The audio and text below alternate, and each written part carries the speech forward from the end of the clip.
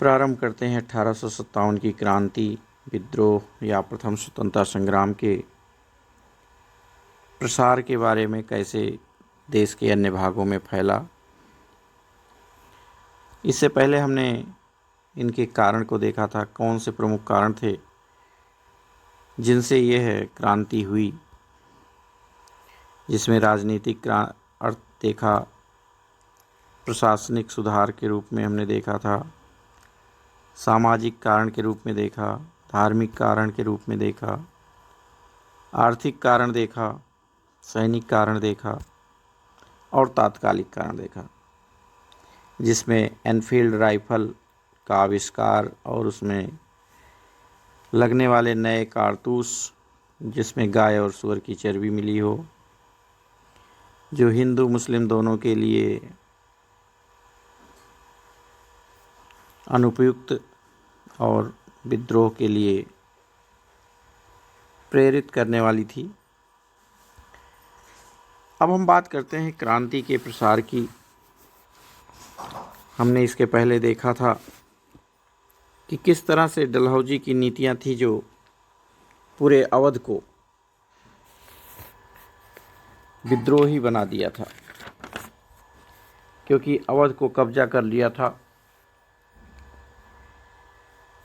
वास्तव में क्रांति को हमने देखा कि सबसे पहले बंगाल के बहरामपुर के सैनिक विद्रोह करते हैं 26 फरवरी 1857 ईस्वी को, जो कारतूसों का बहिष्कार करते हैं। इस टुकड़ी को भंग कर दिया गया था। 29 मार्च 1857 को मंगल पांडे नामक सैनिक ने विद्रोह किया था और उसने अंग्रेज अधिकारियों पर गोली चला दी थी, जिसमें एक अंग्रेज अधिकारी और 2 अन्य घायल हुए थे। मंगल पांडे को बंदी बना करके मौत की सज़ा दे दी गई।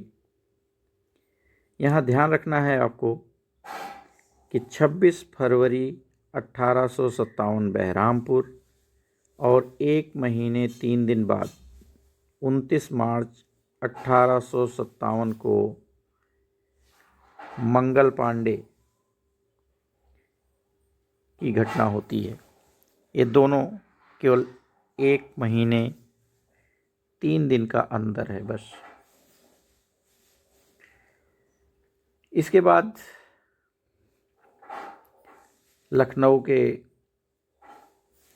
अवध रेजिमेंट में भी विद्रोह हुआ। 2-3 मई में 1857 को ये भी रेजिमेंट को भंग कर दिया गया। इसके बाद ये समाचार मेरठ पहुंचता है, उत्तर प्रदेश। वहाँ उस समय कारमाइकल स्मिथ था, जो सबसे बड़ा सैनिक अधिकारी था। यहाँ घुड़सवार सैनिकों की टुकड़ी थी। सबसे पहले उसने विद्रोह किया, उसने कारतूस लेने से इनकार किया। यह इनकार था 24 अप्रैल 1857 को। 24 अप्रैल 1857, ध्यान रखना, मेरठ के सैनिकों ने इनकार किया और घुड़सवार सैनिकों ने इनकार किया। यह ऑब्जेक्टिव प्रश्न बार बार बनता है, इसलिए आप लोग ध्यान रखेंगे इस घटना पर। विद्यार्थियों की घुड़सवार सैनिकों की टुकड़ी का कारतूस लेने से इनकार हुआ सबसे पहले मेरठ में 24 अप्रैल 1857 को। 9 मई को इन्हें पकड़ करके अपराधी बना दिया गया, जेल में डाल दिया गया। 5 साल 10 साल का इनको सज़ा सुना दी गई और इन्हें अन्य सैनिकों को दिखाने के लिए कि जो इस तरह करेगा उसके साथ यही व्यवहार होगा, इसके लिए इन्हें बेड़ियां पहनाई गई, प्रताड़ित किया गया, अन्य सैनिकों के सामने नंगा करके अपमानित किया गया। यह अपमानित किया गया 9 मई 1857 को कारमाइकेल ने कराया। परिणाम हुआ कि दूसरे दिन 10 मई 1857 को लगभग सायं 5 बजे मेरठ की पैदल टुकड़ी ने भी विद्रोह कर दिया। मेरठ, उत्तर प्रदेश, 10 मई 1857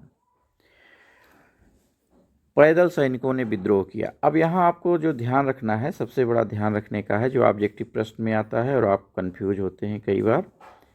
घुड़सवार सैनिकों ने विद्रोह किया 24 अप्रैल को और 10 मई को विद्रोह करते हैं पैदल सैनिक, और घुड़सवार सैनिक उसमें शामिल होते हैं। इस चीज़ को कन्फर्म रखेंगे तो आपका ऑब्जेक्टिव प्रश्न गलत नहीं होगा। तो 10 मई को पैदल सैनिक विद्रोह करते हैं, उसमें घुड़सवार सैनिक भी शामिल हो जाते हैं, और यह जेल में जाकर के जो अपने साथी सैनिक थे उनको छुड़ाते हैं। उनको अंग्रेज़ों के द्वारा ही दी गई अस्त्र शस्त्र और अन्य सामग्री भी वितरित करते हैं, और जो भी अंग्रेज उस समय मिलता है उसे मौत के घाट उतार देते हैं। किसी को छोड़ते नहीं उस समय अंग्रेज जो भी दिखाई पड़ा। और इसके बाद दिल्ली चल पड़ते हैं। मेरठ से दिल्ली लगभग 50 किलोमीटर दूर है, 50 मील। अब इतनी दूर सैनिक जाते हैं और ये देखें उनके उत्साह को, एक दिन में ही पहुंच जाते हैं 11 मई 1857 को। और यहाँ पर भी वे अनेक अंग्रेज अधिकारियों को मार दिया, दिल्ली पर कब्जा कर लिया, और वहाँ जो बिना राज्य का बादशाह था बहादुर शाह जफर द्वितीय, उससे कहा कि क्रांति का नेतृत्व आपको करना होगा, आप इसे करें। उसके लिए आग्रह किया, दबाव दिया, और अंत में बहादुर शाह जफर इसे स्वीकार कर लेता है नेतृत्व करना। यहाँ से क्रांति का एक नेता मिल जाता है, बहादुर शाह जफर। अब उसके नेतृत्व में यहाँ पर विद्रोह होता है। अंग्रेज लगभग शहर छोड़ने को मजबूर हो जाते हैं।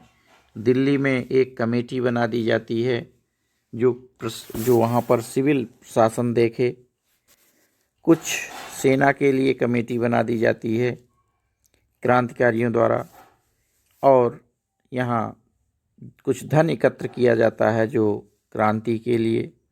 इसके बाद यह क्रांति आगे बढ़ती है।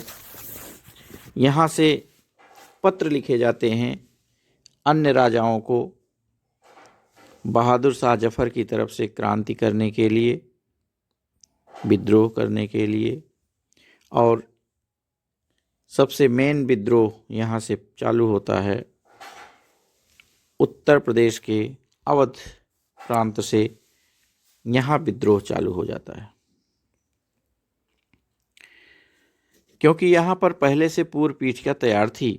मैंने अभी बस चर्चा किया कि अवध में 3 मई को 1857 को सैनिकों ने पहले ही विद्रोह किया था, उसका दमन कर दिया गया था, रेजिमेंट को भंग कर दी गई थी। इसके बाद वह असंतोष तो था ही। अब जब यह मेरठ और दिल्ली तक असंतोष फैला और विद्रोह हुए, तो आगे 31 मई को फिर से लखनऊ में जो अवध राज्य है वहाँ विद्रोह हो जाता है। अवध में 8 डिवीज़न थे, 8 डिवीज़नों में विद्रोह होता है। पूरे उत्तर प्रदेश में अगर आज की बात करें तो लगभग पूरे उत्तर प्रदेश में उस समय विद्रोह की ज्वाला फैल जाती है। उस समय अवध का नवाब था वाजिद अली शाह, जिसे बंदी बना लिया गया था अंग्रेज़ों द्वारा, डलहौजी द्वारा, और उसे कलकत्ता भेज दिया गया था। अब यह जो क्रांतिकारी थे, इन्होंने वाजिद अली शाह के पुत्र बिरजिस कद्र, ध्यान रखना, बिरजिस कद्र को नवाब घोषित करके और विद्रोह हो जाता है। यहाँ पर आपको यह ध्यान रखना है कि उस समय नवाब कौन था, तो आप कह सकते हैं कि बिरजिस कद्र नवाब बन गया था। वाजिद अली शाह तो अंग्रेजों का बंदी बन चुका था। और उसकी माँ बेगम हजरत महल कर रही थी। कौन? बेगम हजरत महल। नवाब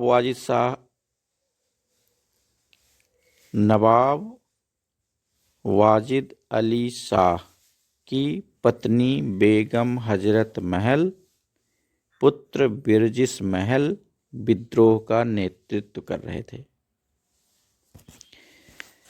20 जून 1857 को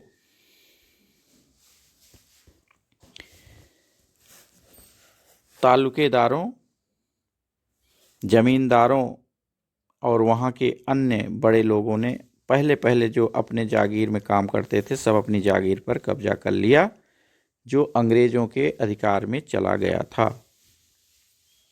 नवाब की नवाबी दे दी गई और जो जमींदार हैं वे जागीर पा गए, अपनी अपनी जागीर पा गए, अपने आप को स्वतंत्र कर लिए। 20 जून के लगभग ये घटना होती है और इसके बाद अंग्रेज परास्त होते हैं और 4 जुलाई 1857 को वहाँ हेनरी लॉरेंस कमिश्नर जो था अवध का, लखनऊ का, उसकी मृत्यु हो जाती है विस्फोट से। हेनरी लॉरेंस अवध का कमिश्नर। और अंग्रेजों की सहायता के लिए आउट्रम और हैवलॉक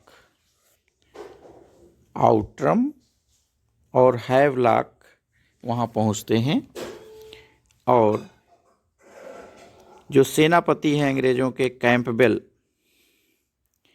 और नेपाल से गोरखा सेना, यह सब पहुँच जाते हैं लखनऊ। और 31 मार्च 58 को अंग्रेज पुनः लखनऊ पर अधिकार कर लेते हैं। अब आप देखेंगे 31 मई से 31 मार्च, 10 महीने। 31 मई 1857 को विद्रोह हुआ, 31 मार्च 1858 को फिर से अंग्रेज कब्जा कर लेते हैं। यद्यपि ये सब हो गया, लेकिन यह नहीं कहा जा सकता कि 31 मार्च को ही सब कुछ अंग्रेज अधिकार कर लिए।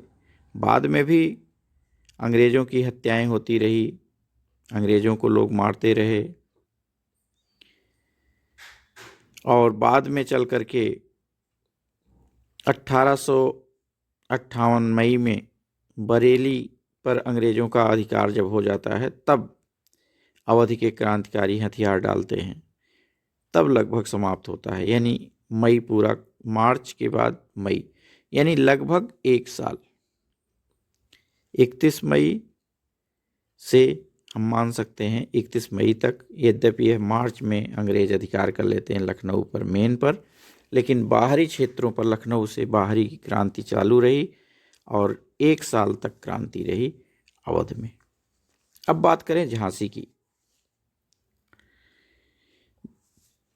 झांसी को भी अंग्रेजों ने गोंद प्रथा, विलय के प्रथा जो चालू किया था डलहौजी ने, उसकी नीतियों के अनुसार, डॉक्ट्रिन ऑफ लैप्स जो डलहौजी की नीति थी, उसके तहत झांसी पर भी कब्जा कर लिया था। तो झांसी भी अब असंतोष की ज्वाला में जल रहा था।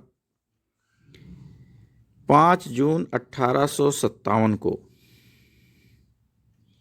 वहां भी सेना विद्रोह कर देती है, झांसी में भी, और जो अंग्रेज अधिकारी थे उनको जो भी मिला उनकी हत्या कर दी गई। पहले तो रानी लक्ष्मीबाई विद्रोहियों के साथ नहीं थी, लेकिन जब देखा कि अंग्रेजों से अविश्वास की बात आई, कहते हैं कि सागर डिवीजन के कमिश्नर को पत्र लिखकर इस स्थिति भी स्पष्ट की थी, तो अर्स्काइन ने भी रानी को प्रशासन का उत्तरदायित्व सौंपा था। फिर भी अंग्रेजों ने झांसी की घटनाओं के लिए लक्ष्मीबाई को ही दोषी बताया था।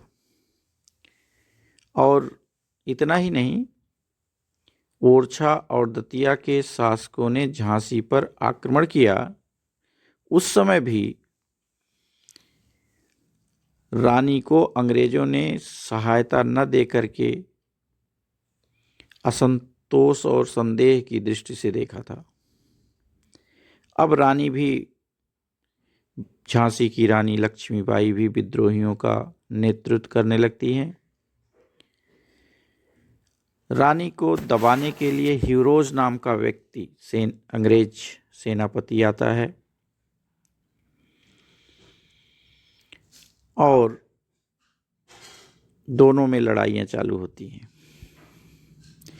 इस समय तक तात्या टोपे भी आ जाता है ग्वालियर से और रानी की सहायता करने लगता है। लेकिन जब ये कुछ कर रहे थे, लड़ाई की साथ चल रही थी, उसी समय कुछ देशद्रोही थे जो अंग्रेजों से मिले हुए थे, उन्होंने किले का फाटक खोल दिया, शत्रु सेना अंदर आ गई। रानी लक्ष्मीबाई अब रात के अंधेरे में 4 अप्रैल 1858 को बाहर निकलती हैं और कालपी पहुंचती हैं। ऐसा नहीं कि इत्मीनान से पहुंच गई, रास्ते में लड़ती हुई पहुंची, बहादुरी दिखाते हुए पहुंची। ह्यूरोज भी पीछे पीछे कालपी आ गया। मई 1858 में अंग्रेजों ने कालपी पर अधिकार कर लिया। अब रानी लक्ष्मीबाई वहां से ग्वालियर पहुंचती हैं। ह्यूरोज रानी का पीछा करते हुए ग्वालियर आ जाता है, रानी को घेर लिया। यहाँ ध्यान रखने की बात है, उस समय ग्वालियर के राजा सिंधिया अंग्रेजों के साथ थे, अंग्रेजों के पक्के मित्र थे और कभी उन्होंने साथ नहीं छोड़ा था। उन्होंने भी रानी के खिलाफ सहयोग दिया था अंग्रेजों को। अब यहाँ से भी भागना पड़ा रानी को, लेकिन वहाँ एक नाला था जिसे पार करना था। वो घोड़ा नाला नहीं पार कर पाया, वहीं गिर गया, मर गया। रानी भी घायल हो गई थी और वहीं पर मृत्यु को प्राप्त हो जाती है। ह्यूरोज जो इसका पीछा करता है वो इसे बहुत बहादुर महिला के रूप में तारीफ करता है। अंग्रेज भी झांसी की रानी की लड़ाई को देख करके दंग रह गए थे।